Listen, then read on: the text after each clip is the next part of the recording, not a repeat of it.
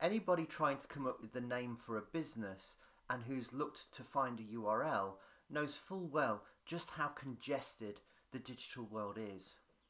Your brand is what helps you to stand out, and that's why it's essential you get your brand right from day one. If you want your brand to be visible to lots of people, you'll have to work extremely hard on your content and distribution.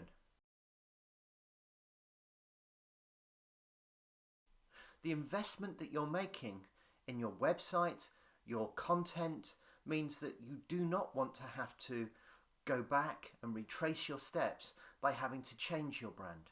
So it's very important from day one to make sure you've secured your brand and you have a legal right to use it. Also to make sure that it resonates with the essence of your business and the values that you try to portray.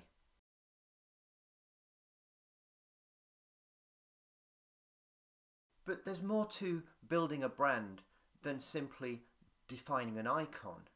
It's about creating value in the eyes of customers. In this module, we take a look at the best ways to achieve that affordably.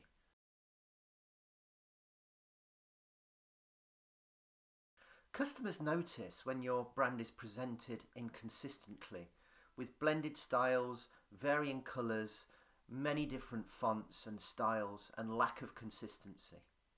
The business impact of poor brand consistency is not something that will be noticeable over 1 or 3 deals, but it is noticeable, and it can lead to a completely avoidable mid-term decay in the confidence customers might have in your brand reputation and the competitive position against rivals that you've attained.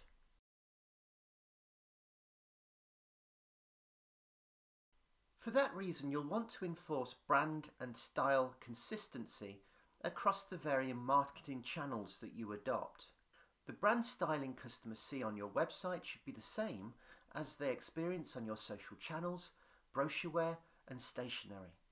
To keep your brand in shape, create brand guidelines as quickly as you can. It's so much more difficult to backtrack and enforce brand standards down the line.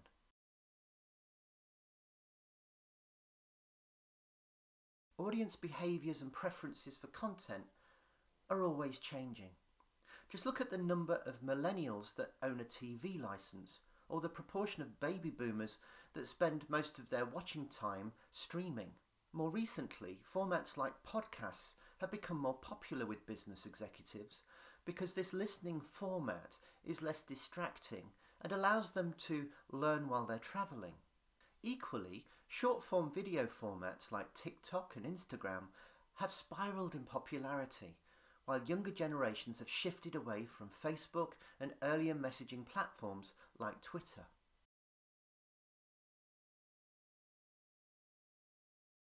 The secret to a successful brand amplification agenda or product go-to-market is to work out where your audience hangs out, the communities and influences they rely on. It can be challenging to refine your message, to pinpoint messages to specific target audiences. This means for many businesses, their objective is to broadcast their brand and message to as many people as possible and get lots of eyeballs on the content. It's reasonable to suggest that even those individuals unfamiliar with your brand might still know someone in their peer group who has a buying interest or need. That said, we would argue it's more important to prioritise your spend on your most important audience, namely those people that are likely to buy your product or service, and those able to influence would-be purchasers. Wherever your customer hangs out, there will inevitably be some successful factors that influence the net impact of your brand amplification and product go-to-market initiatives. It comes to getting in the heads of your customers and really understanding the audience buying persona.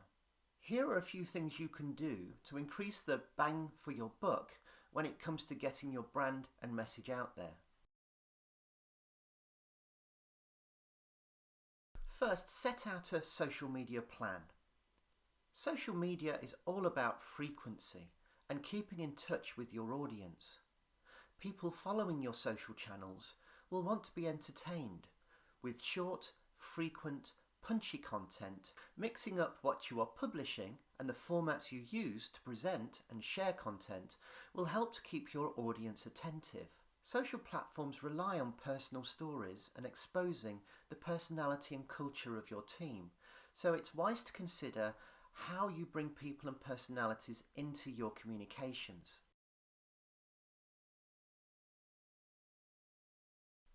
It's one thing to keep your company pages well stocked with content, but it's uncommon for company pages to have the footfall of personal pages on social media. Social media platforms rely on personal networking and advocacy. This means you can drive much more traffic and attention to your company pages and communications if you also encourage team advocacy in your postings. The way to do this is to set up an advocacy platform to manage content distribution. It gives your team a single place to go to find the content they are free to post via personal channels.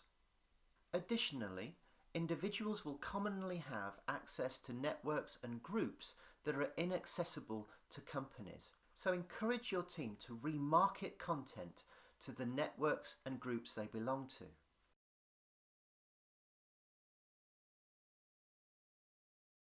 There are a host of free distribution newswire services and content blogging sites, channels that you and your team can use to amplify content. These include sites like medium.com, 2minutereads.com and ghost.org. There are also some nearly free channels that have very good potential to distribute press releases to a wider, broader audience. Examples include IssueWire, JournoLink and pressat.co.uk. All are extremely easy to use and very affordable.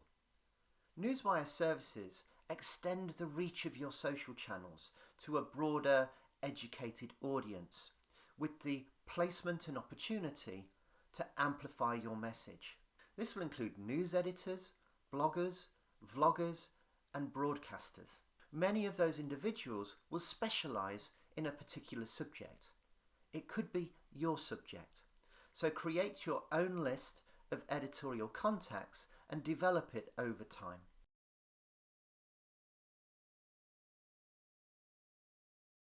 Find volunteers to tell or retell your story. There are many independent press writers, publishers, bloggers, vloggers and podcasters that may be more than happy to write for you or amplify your articles, but you will need to invest time in finding them and nurturing those relationships.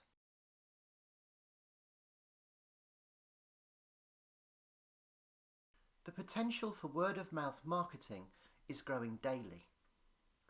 Brand is less about design and more about deeds and behaviours. Those credentials strengthen over time when supported by positive accolades, reviews, testimonials and case studies. With so many third-party influencers and publishing organisations working hard to build their own visibility and social media profiles, you're well placed to take small numbers of credentials to shout them from the rooftops.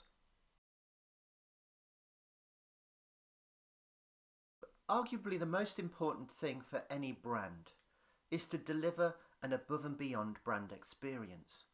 It's one thing to safeguard the presentation of your brand, but another to maintain and grow brand reputation. Building a brand that offers above and beyond customer experiences and workforce well-being is the surest way to avoid damaging attacks from individuals and companies. It's not easy to build and maintain those standards, predominantly because the majority of events that cause customer experience to drop have to do with the behaviours of individuals. You'll need to persuade and encourage your workforce to embrace your brand values, culture and behaviours. It's difficult, but it's worth it.